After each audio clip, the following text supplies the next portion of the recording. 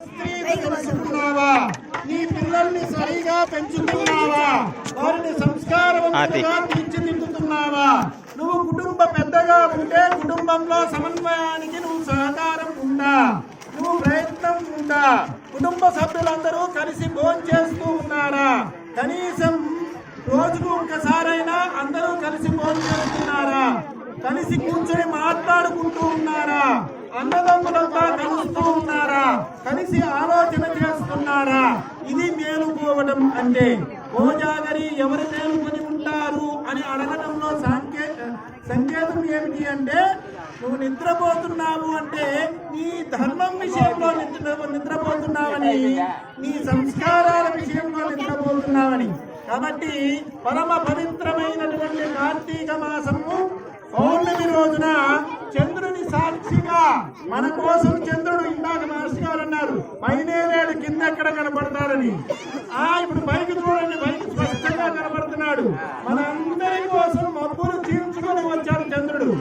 ఈ మబ్బులు, ఈ గాఢాంధకారం అనేటువంటి మబ్బుల్ని చీల్చుకొని మనం బయటకు రావాలి. అది ఆయన సంకేతం ఇస్తూ ఉన్నాడు. మన అజ్ఞానం అనేటువంటి మబ్బుల్ని చీల్చుకొని మనం బయటకు రాగలగాలి. మనలో ఉండేటువంటి దోషాలనేటువంటి మబ్బుల్ని, అలవాట్లు అనేటువంటి మబ్బుల్ని చీల్చుకొని మనం బయటకు రాగలగాలి. అది ఈ కార్యక్రమం యొక్క ప్రయోజనం. కాబట్టి అందరము ఒక ప్రతిజ్ఞ చేద్దాం. ఏమిటి అంటే, నా ధర్మం విషయంలో నేను నిష్ఠగా ఉంటాను. నా కుటుంబాన్ని కాపాడుకోవడంలో, నా ఇంట్లో ఉన్నటువంటి పిల్లల్ని పెద్దల్ని సంరక్షించుకోవడంలో, నా బాధ్యతను పాటించడంలో నేను జాగరూకుడై ఉంటాను అనేటువంటి ఓ ప్రతిజ్ఞ చేద్దాం. కార్తీక మాసం అంటే దీపం. అక్కడ దీపం, కార్తీక దీపం కలుగుతుంది. కార్తీక మాసం అంటే నదీ స్నానం లేదా సముద్ర స్నానం. మనకన్నీ కలగలిపినటువంటి బ్రహ్మం సాగర్ ఉంది, స్వామి యొక్క సన్నిధి. అలాగే కార్తీక మాసం అంటే దేవతా దర్శనం. మనం బ్రహ్మలింగేశ్వరుని సన్నిధిలో ఉన్నాం, బ్రహ్మంగారి దర్శనం చేసుకున్నాం, దుర్గమ్మ దర్శనం చేసుకున్నాం.